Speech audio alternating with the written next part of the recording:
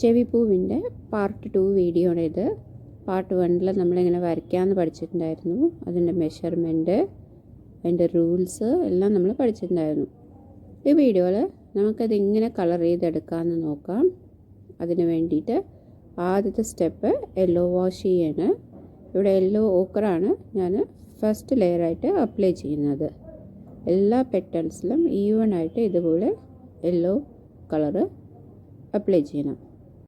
ഇനി രണ്ടാമത്തെ step colouring ആണ്. അതിന് 3 കളേഴ്സാണ് നമ്മൾ ചെവിപ്പൂവ് കളർ ചെയ്യാൻ ഉപയോഗിക്കുക.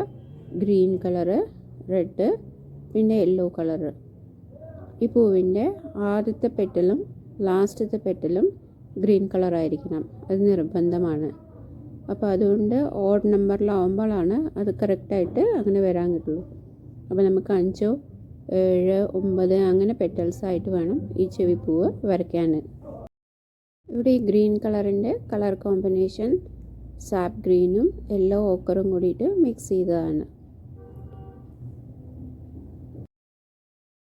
രണ്ടാമത്തെ പെറ്റൽ റെഡ് കളറാണ്, മൂന്നാമത്തെ പെറ്റൽ യെല്ലോ കളർ. അങ്ങനെയാണ് ഈ കളർ കോമ്പിനേഷൻ വരുന്നത്.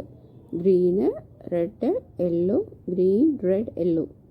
ഇവിടെ റെഡ് കളറിന് വേണ്ടിയിട്ട് വെർമിലിയൻ ഹ്യൂവും യെല്ലോ ഓക്കറിൻ്റെയും കളർ കോമ്പിനേഷനാണ് എടുത്തിരിക്കുന്നത്. ഇവിടെ ഞാൻ ചെയ്തുകൊണ്ടിരിക്കുന്നത് ലേബലും ഷെയ്ഡിങ് മെത്തേഡ് കൂടിയിട്ടാണ് ചെയ്യുന്നത്. ഒരു 2 ലെയറെങ്കിലും നമ്മൾ ഇതുപോലെ ഷെയ്ഡ് ചെയ്തെടുക്കണം.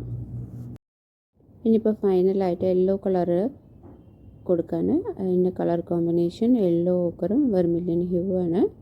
ഇവിടെ യെല്ലോ ഓക്കർ അധികവും വെർമിലിയൻ ഹ്യൂവ് കുറച്ചിട്ടുമാണ് നമ്മൾ കളർ മിക്സ് ചെയ്ത് എടുക്കുന്നത്. ഇതെല്ലാം നല്ലപോലെ ഡ്രൈ ചെയ്തിട്ട് ബ്ലാക്ക് ഔട്ട്ലൈൻ കൊടുത്തിട്ട് വേണം ഫിനിഷ് ചെയ്യാൻ വേണ്ടിയിട്ട്. ഇതാണ് ഇതിൻ്റെ ഫൈനൽ ലുക്ക്.